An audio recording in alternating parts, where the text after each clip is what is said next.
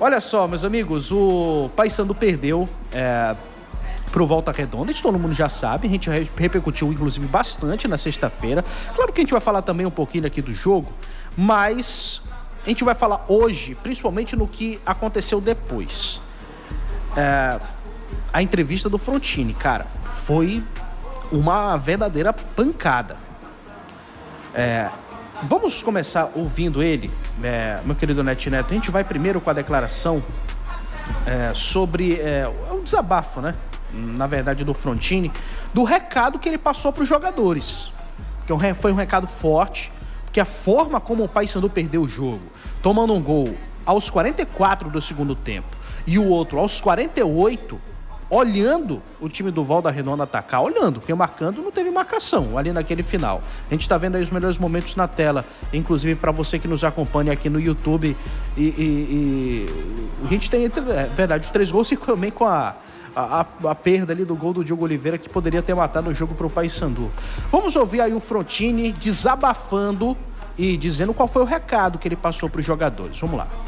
Às vezes a gente tem que fazer uns movimentos, é mais fácil eu trocar o comando para tentar ter uma erguida novamente do que trocar 30 jogadores, né?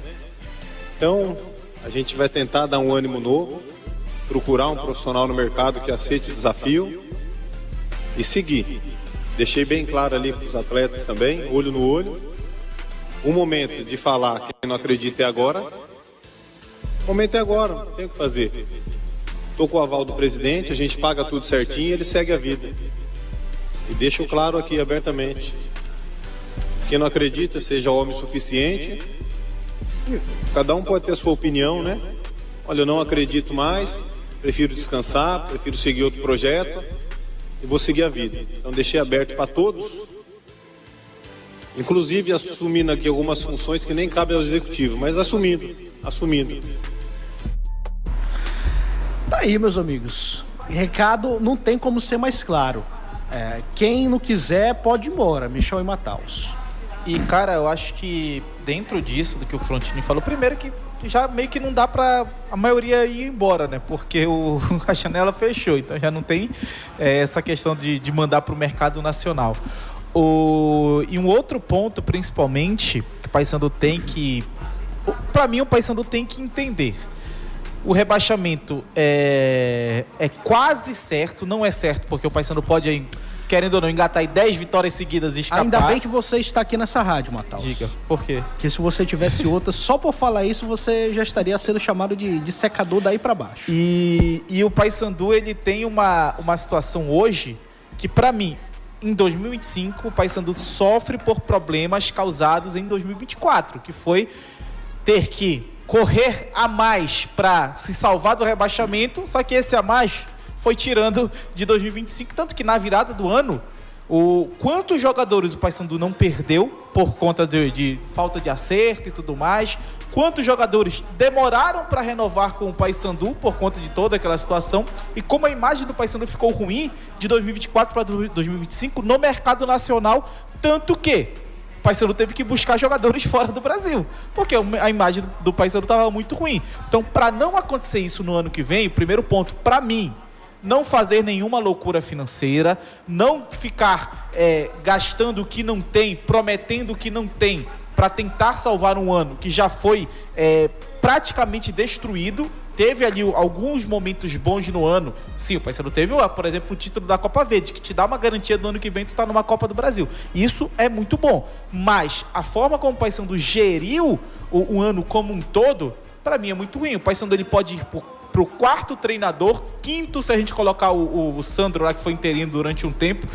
O Paysandu está já no seu segundo executivo de futebol. O Paysandu contratou, se eu não me engano, 32 ou 33 jogadores para essa temporada.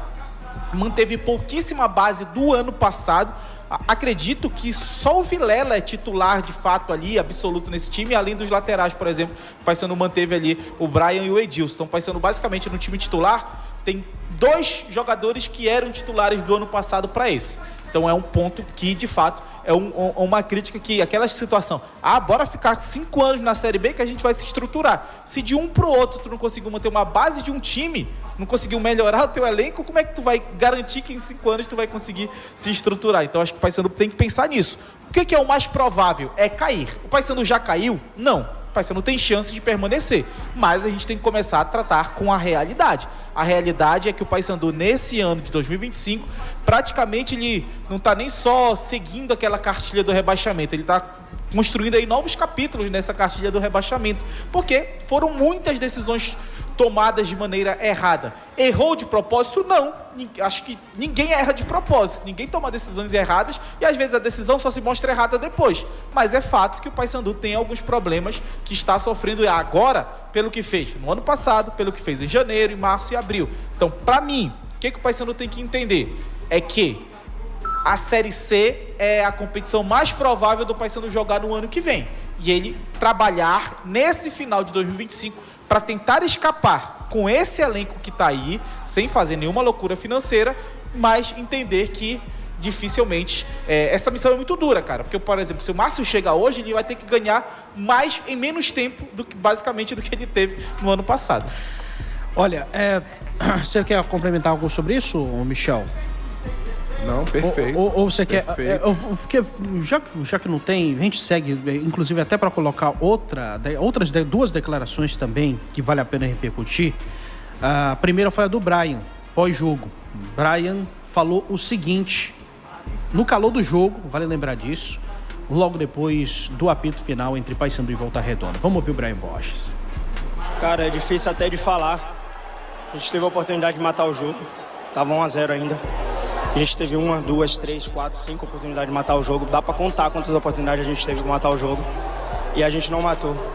A gente fez o gol, paramos de jogar, paramos de baixar a equipe deles. Novamente, né? Tem sido assim, né? A gente faz o gol e às vezes para de jogar. É difícil de falar agora, cara. É difícil de falar. A gente tem qualidade no elenco. A gente tem jogadores bons. Mas não adianta coragem sem estratégia. É uma declaração muito forte. O Rodolfo Souza, que pegou essa entrevista, ele entrevistou o Brian Borges, trouxe o assunto na coletiva para o Frontini. E o Frontini respondeu às declarações do Brian dessa forma. Ele falou com você depois do jogo. Depois do jogo? Por que não procurou alguém antes do jogo? Depois da obra pronta? Esquece. Depois do jogo eu não ouço ninguém. Nem pro positivo, nem pro negativo. Depois do jogo tá feito, pessoal. Tinha que ser um pouco mais inteligente, saber que não é o momento de falar. Entendeu? Esse é o momento de eu falar. Inclusive no momento bom eu falo pouco. Eu deixo pro pessoal falar, deixo pro pessoal participar de programa de televisão. Mas no momento ruim eu sempre estou aqui atendendo vocês. Sempre muito educado, sabendo que vocês estão aqui para trabalhar e passar a informação para o torcedor que tem o direito de saber o que está acontecendo. Isso é um clube sério. Então, depois do jogo tem que agradecer por estar com saúde e voltar bem para sua casa. Michel Anderson. Bem, vamos lá. Primeiro, parabéns ao Rodolfo. Entrevista top de linha com o Brian. E pergunta melhor ainda pro Frontini, porque nesse momento é até difícil de perguntar alguma coisa, né? A não ser de treinador e tudo mais. O cara tá ali, não pode falar muita coisa, como ele disse também na coletiva, né? Que ele não pode externar tudo para poder justificar, né? Mas que tem justificativa que não pode externar porque vai piorar. Sobre essa declaração, aliás, falar primeiro dos jogadores, para botar primeiro a culpa nos jogadores, né? Para não dizer que eu estou protegendo o jogador. O que esses caras fizeram dentro de campo, no segundo tempo, foi vergonhoso. É de ter vergonha durante 15 dias, para não sair de casa. Porque eu não estava trabalhando nesse jogo, estava assistindo o jogo em casa, e eu tinha absoluta certeza que o gol ia sair do Volta Redonda. Eu não sabia que ia tomar a virada. Mas a apatia em campo era tão grande que o torcedor do Paysandu não merece isso. O torcedor do Paysandu que foi ao estádio, que apoiou, que acreditou, que a gente sempre estava dizendo, pô, vai lá, acredita, dá essa força e tudo mais. Vocês pediram os caras para irem lá para isso? É para isso que vocês entraram em campo? E aí, por mais que o Brian tenha razão de que estratégia precisa ser feita, mas é no campo que se mostra. Beleza? Em relação ao Frontini estar criticando o Brian, eu não concordo, porque a hora do jogador falar também é depois do jogo. E ele tem que dar a cara a tapa. E o Brian, acho que foi um dos poucos a parar para poder falar. Foi um dos poucos. Foi o Brian e Marlon, pelo menos do que eu lembro, e poucos outros. E é de se elogiar, porque o cara de cabeça quente sair, dar uma declaração, que o Frontini, logicamente, deve ter criticado, porque ele não ouviu o teor da fala do Brian. O Brian não saiu esbravejando. O Brian foi consciente, falou, a gente precisa ter estratégia. E aí vem as fofocas. A frase foi o seguinte: não adianta ter coração se não tem estratégia. Se não tem estratégia. Isso não adianta ter se coração não tem estratégia. Né? E aí, a única coisa que eu não concordo com o Frontini, porque o jogador que tem personalidade... E no final do jogo faltou os dois. Ele tem... coragem também. Faltou coragem. Principalmente a coragem. Porque assim, existe um dilema de que o treinador põe um time para trás e os jogadores que descem a linha, com medo, falta de confiança. Então, os dois têm culpa. Os dois têm culpa. Só que o jogador tem que ir lá e falar sim. Se o jogador está incomodado, ele tem que ir lá e dar a cara a tapa.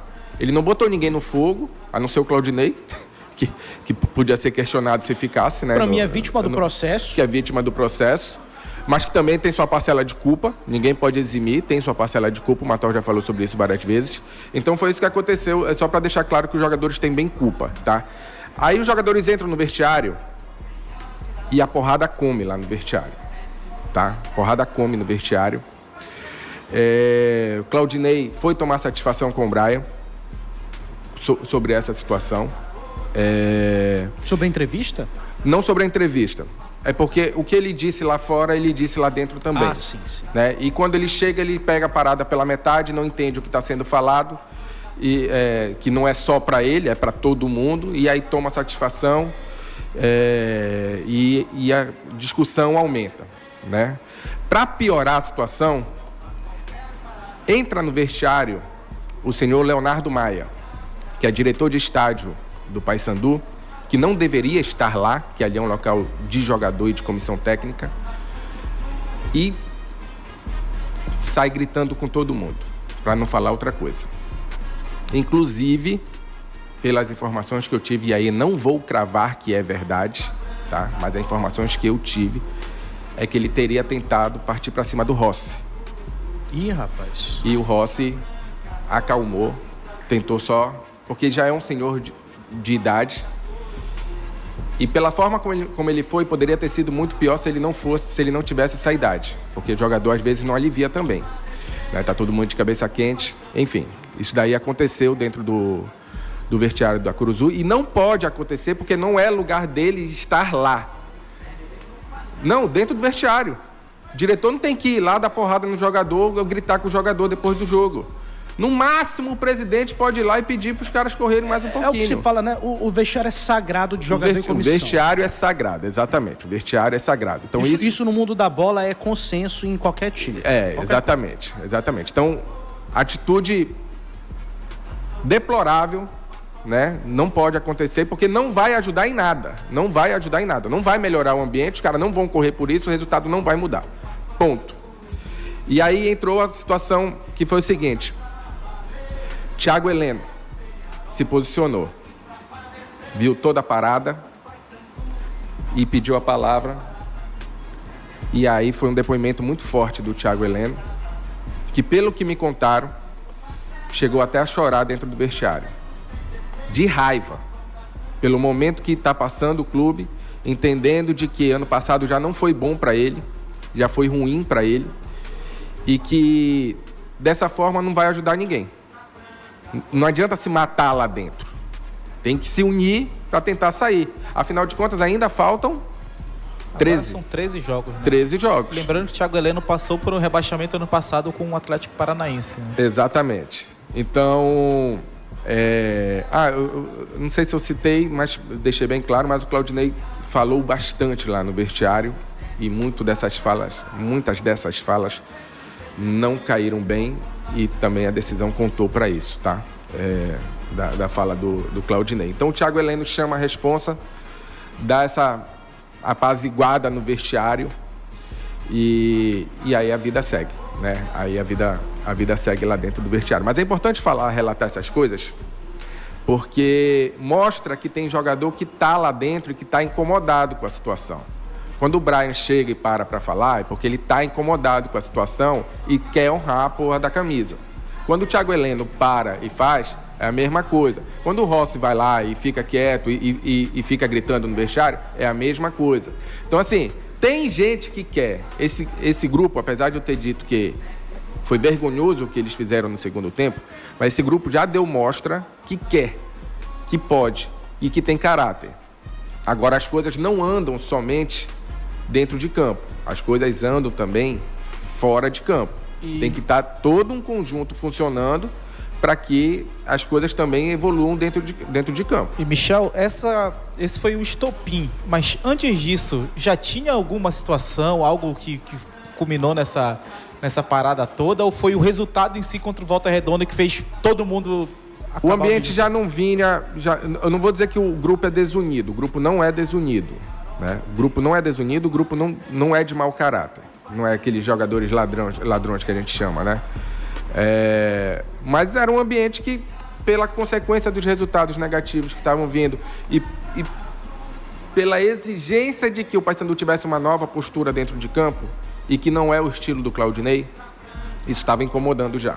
Então a galera já não estava toda no mesmo caminho do Claudinei, né? Tava a gente já questionando, por que a gente não propõe jogo? Por que a gente não sai mais? Por que não muda o sistema? Eu ouvi algumas coisas de bastidor, não sei se o Michel até confirma. Essa questão do, por exemplo, tinha um jogador incomodado de que o Claudinei só dava coletivo. Como Existe é? isso? Tinha o quê? De que tinha jogador incomodado de que o Claudinei dava apenas coletivo. De que ele não fazia muito treino tático. Não tem essa Não informação. Tem? Mas a informação que eu tenho é que o sistema não era mudado, o Paysandu não tentava agredir mais em campo e... A ideia de jogo não agradava todo mundo. Tinha qualidade para fazer mais.